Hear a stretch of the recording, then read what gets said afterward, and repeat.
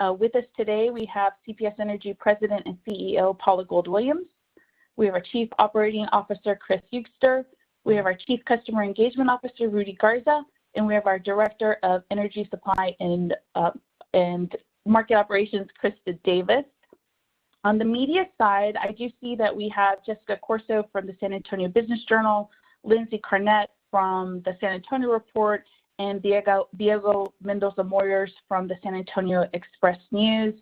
Jessica, Lindsay, Diego, what we're going to do is we're going to have our team provide you an overview of the launch of the RFP and some RFP specifics, and then we'll go into Q&A. And with that, I will turn it over to Paula Gold-Williams, our President and CEO.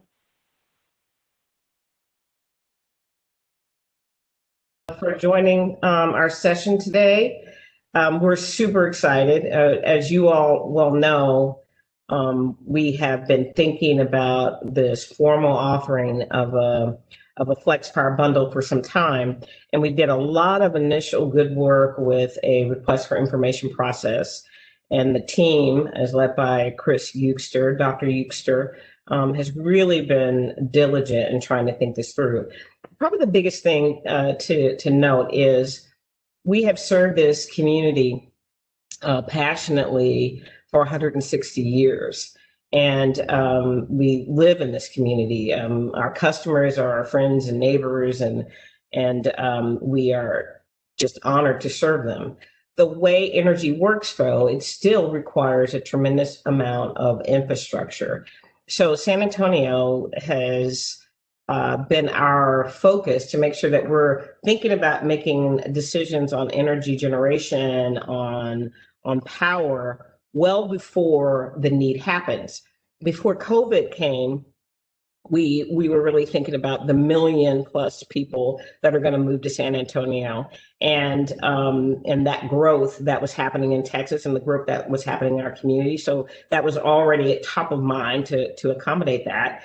While COVID has slowed down multiple things, we have still seen people come from other states wanting to be in Texas for its growth opportunity, for its forward thinking, for its willingness to explore new solutions. So while we're having some pressure, it's still important for us to stay on track and think about the future. The other thing to think about is typically energy assets last a very long time. Even solar farms have a life of probably about 25 years, if not longer. Wind farms can be overhauled and have their lives extended maybe 3 decades plus. So these investments that happen have typically very long lives. They are very capital intensive. And so you have to really think in the future, and again, put that infrastructure in place so that you can do it ahead of time, so that you can do it smoothly, so it doesn't disrupt your customers. When we decided to shut down the Dealey units, it was over 6 years ago, and then we shut them down at the end of 2018. And the way we did that is we moved from coal technology to older coal units. They still had about 15 years of life on them, but we decided, and it was something that was, we all embraced in the community.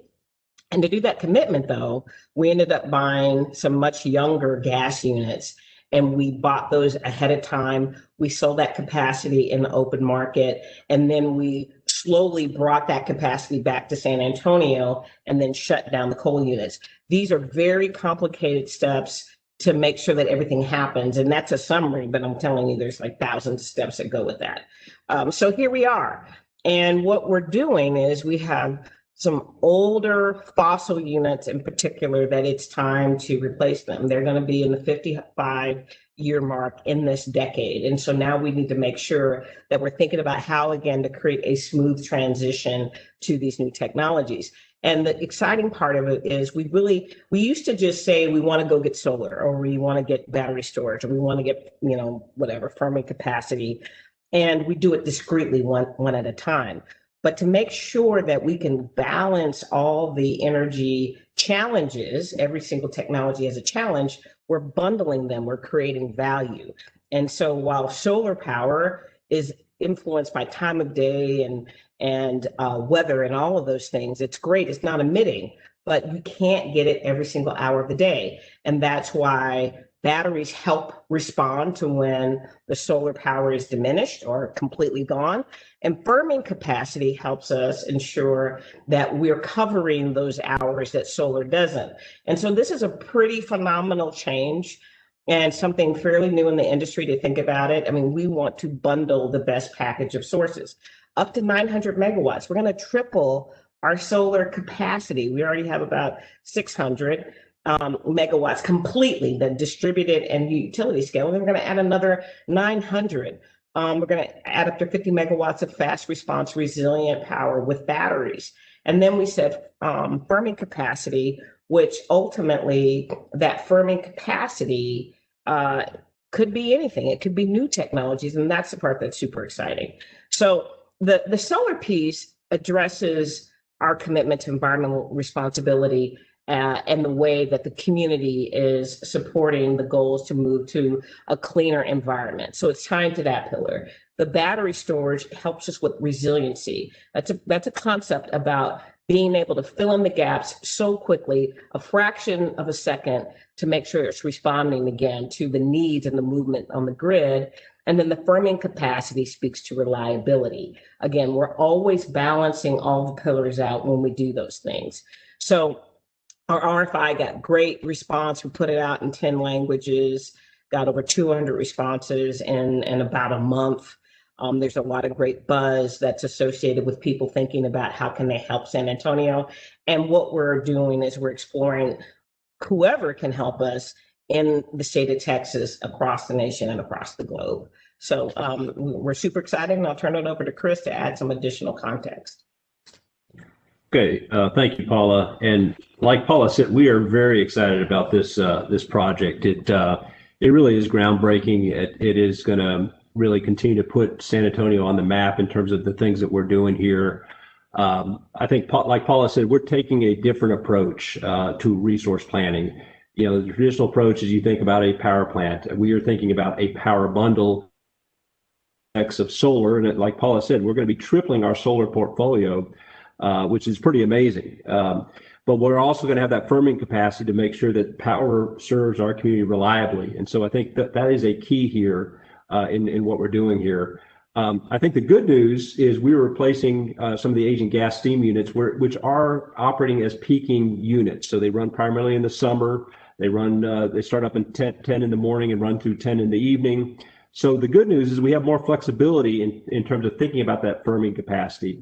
And in fact, the RFP, we have different components, 4 hour, 6 hour, 12-hour durations, as well as around the clock durations that we're asking people to respond to in terms of, you know, that firming capacity. And that gives us the puzzle pieces to put this all together in a way that we can serve our community reliably and affordably and with the right environmental footprint. So we're very excited about it. It is different. It is novel. We're going to see a lot of interesting technologies there. And it's real. It's, you know, like Paula said, this is not just a PPA out in West Texas. This is a power bundle that will be used to serve our community reliably for decades to come. And so these are going to be big decisions that we're making. We're making them very thoughtfully as a team here, and we're very excited about it. And I'll turn it over to Krista Davis, who's our project lead, and she can tell you a little bit about the specifics. That we're already seeing a lot of interest in this project in the RFP, which just went out here on November 30th. Krista. Thank you, Chris. Thank you, Paula. You know, as Paula and Chris mentioned, this is a really great opportunity, not only for CPS Energy, but for the San Antonio community. As Paula and Chris both mentioned, this is going to nearly triple our solar capacity. So we're really excited about that. And the RFI brought a lot of responses from around the globe. As Paula mentioned, 200 responses from around the globe. So we used that knowledge that we gained from that RFI to really build the right RFP to go out. As Chris mentioned, it did launch on Monday, November 30th. And we have a website that everybody can access to get more information. It's www.cpsenergy.com/FlexRFP. And on there, you're going to find items like the history of our flexible path strategy that Paula implemented. She thought about it back in 2017 and really implemented it publicly in 2018. And you'll see the milestones for our RFP. So as we mentioned, it was launched on Monday the 30th. We have we have a pre-bid webcast that's going to be pre-recorded and posted on our website on December the 9th. And then all of the responses will be due February 1st. And so we're really excited to that. We are asking folks that are wanting to respond to register with a platform called Power Advocate. And we're really excited so far this morning. We've already have 66 folks that have registered for that. So we're really excited. And so just more to come on this. And we just look forward to the pre-bid webcast. It's going to be on December 9th. And we just really encourage everybody to look at that as well. Thank you. Thank you, Krista. And one of the things we also mentioned in our press release is coming soon is the RFP for FlexStep. So Rudy, if you can give us a quick update on that part of the work too. Sure. First, I appreciate y'all's continued interest in all of these flexible path strategies, and certainly FlexPOWER Bundle and FlexStep really work together to deliver this type of value to our customers in the community. With FlexStep, we asked our board and city council earlier this year to allow us to implement basically a step bridge program that would give us time to continue to deliver the programs that our community has enjoyed over the last 10 years.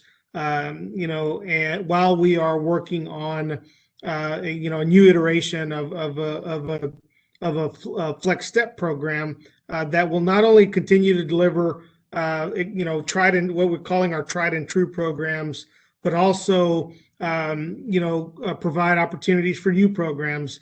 Their customers are getting much more independent in terms of their proactive management of their energy. That has allowed us, to deliver tremendous value to our community over the last 10 years and really delay that need for additional generation capacity that we're able to achieve through savings, of existing, customer usage. And so, we've continued that Step Bridge program this year.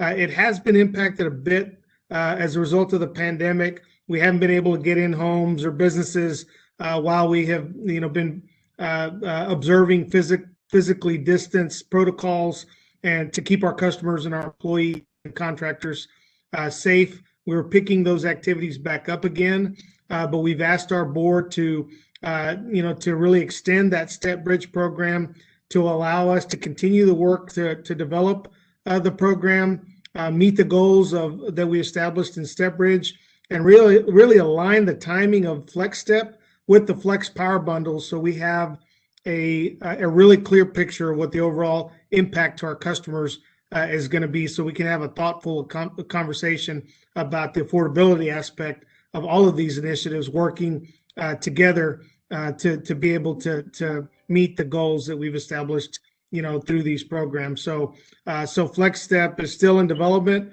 Our programs through the Step Bridge program will continue, and Chris and I continue to work together, make sure we are thinking of the complete picture as we move forward on these very strategic initiatives together.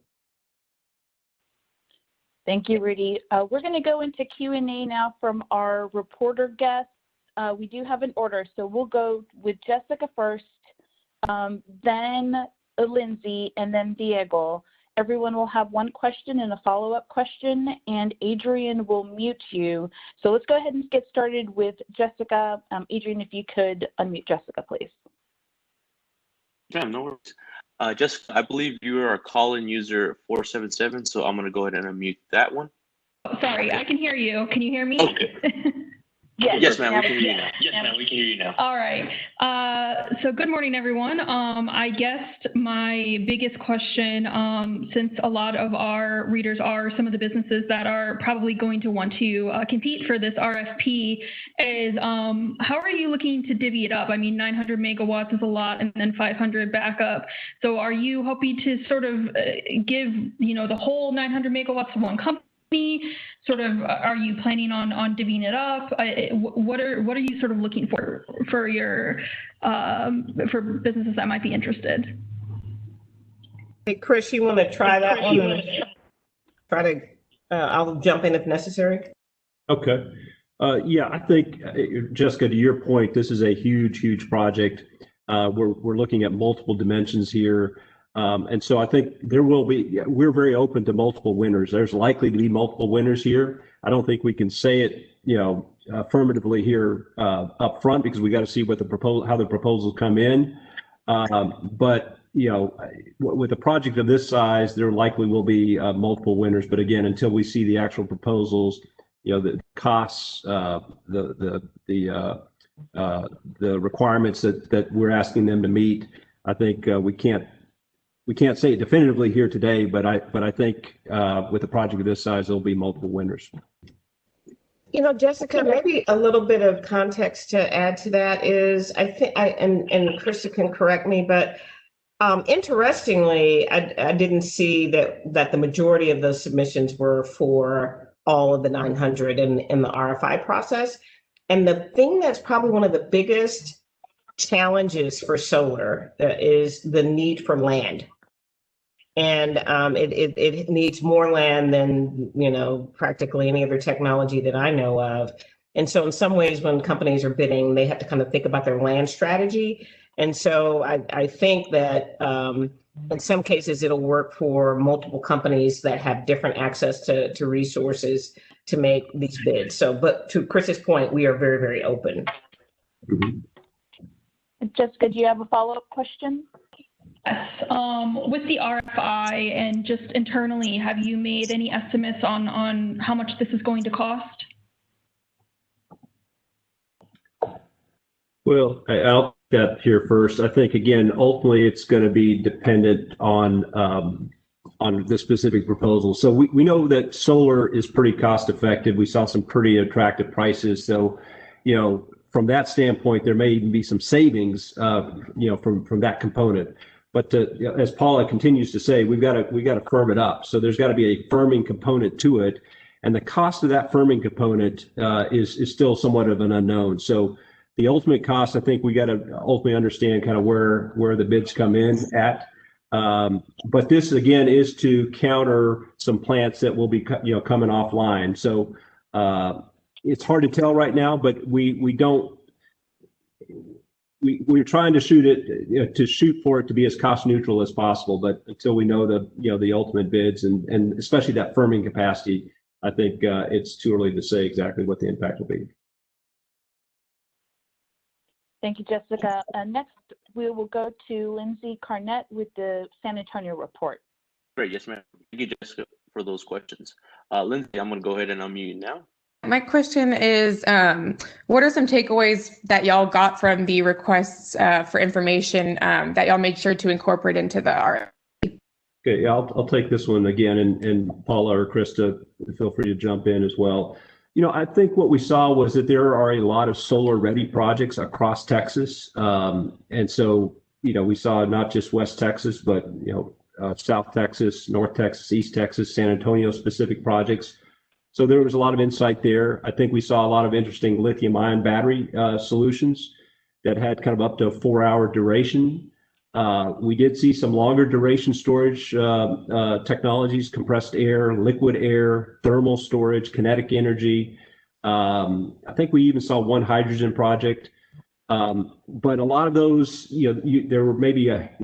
there's still a question on how widely are they viable commercially. There may be 1 or 2 projects around those long duration storage that you could point to, but they're not as widely available as lithium-ion technology. So I think the real open question is, how will the long duration storage play out here? And again, as I said, we have some flexibility because we're not replacing a basic plant. We're replacing a peaking plant. So a plant that runs primarily in the summer from 10 in the morning to 10 in the evening. So we have a little bit more flexibility, but we also need to look at that in context of our summer peak, our winter peak, intermittency issues. So there's a lot of things that we have to look at through this process, but the RFI gave us some insight into where some of those technologies are today and how they might perform, and it helped us shape the RFP. Awesome, thank you. Lindsay, do you have a follow-up question? Not at the moment. If I think of one, I'll let y'all know. All right, thank you. Next up, Diego Mendoza Moyers with the San Antonio Express News. Diego. Good morning, Diego. I'm going to go ahead and unmute you now.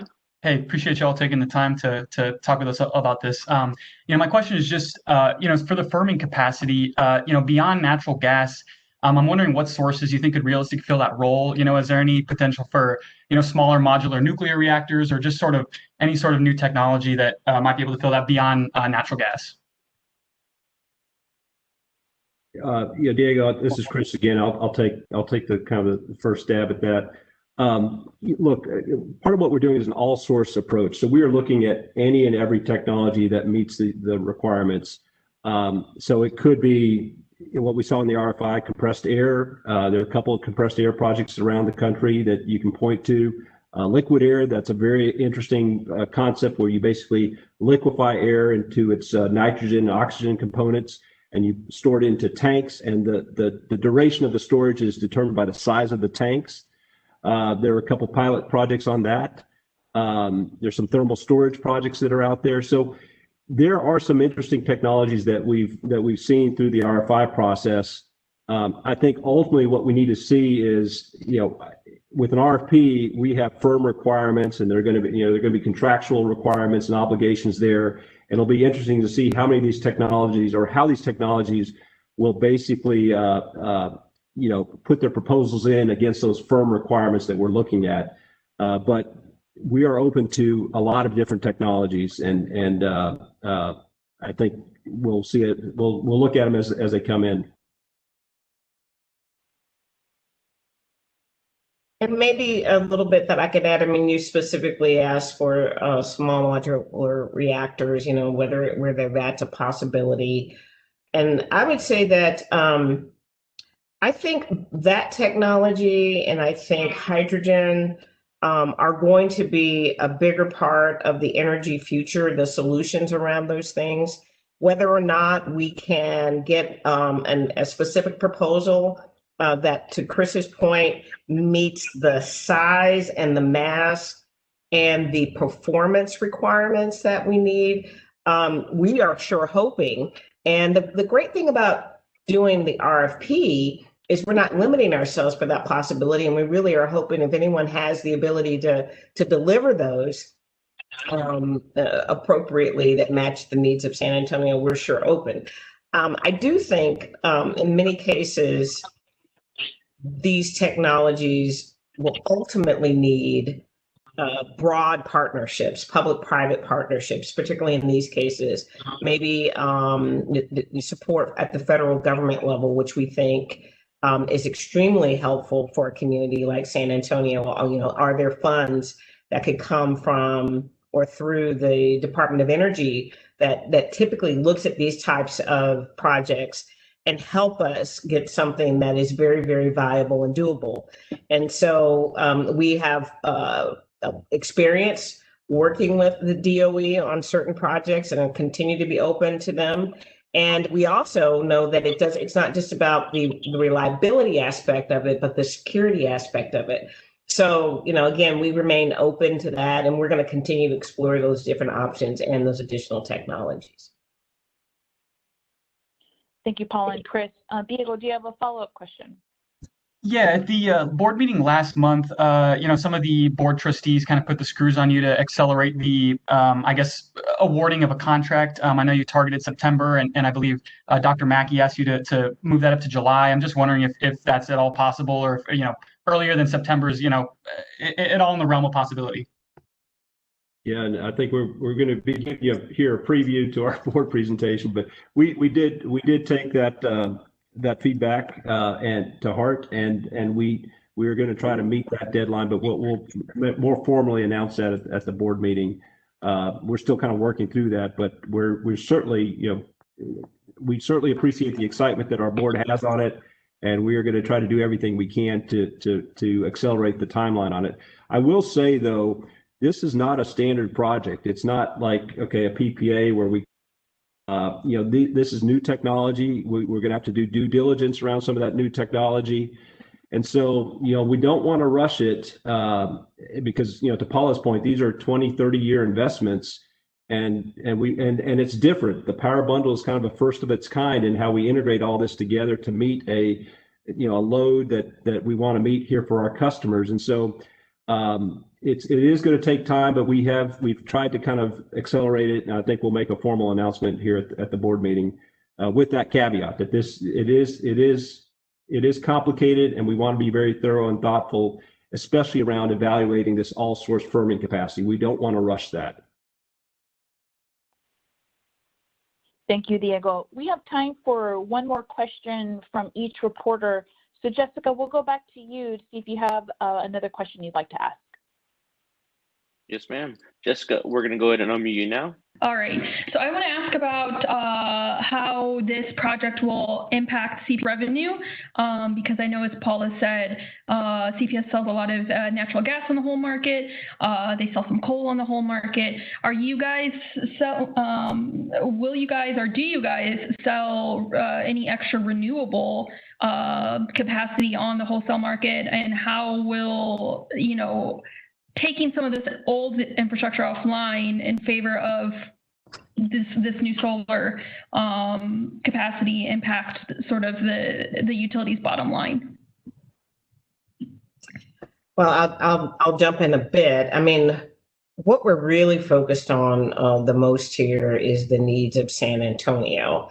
The capacity that we have, the commitment comes from the fact that the customers have made these investments in the assets. So they have primary first reservation of all of it. And so what we're really trying to do is make sure that the base needs of San Antonio are taken care of. Whenever we do sell that additional and excess capacity that you're talking about, it's all of those things that are available when we're above and beyond the needs of San Antonio.